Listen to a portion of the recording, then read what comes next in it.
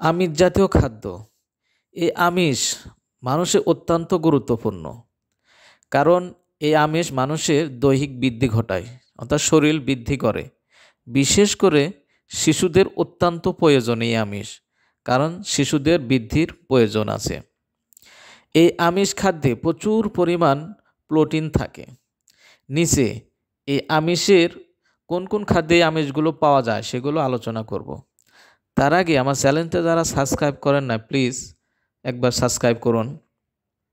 প্রথমে আলোচনা করব যে প্রাণীগুলোতে থেকে আমরা আমিষ পেয়ে থাকি, অর্থাৎ প্রাণীজ উৎসের আমিষ, যেমন মাছ, মাংস, ডিম, দুধ, চিংড়ি, দই ইত্যাদি থেকে আমরা প্রচুর পরিমাণ আমিষ পেয়ে থাকি।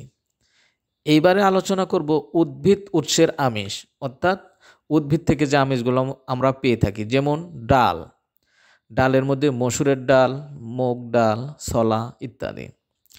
এছাড়া রয়েছে সয়াবিন, বাদাম, বুট, ছোলা ইত্যাদি। এই খাবারগুলো থেকে আমরা প্রচুর পরিমাণ আমিষ পেয়ে থাকি।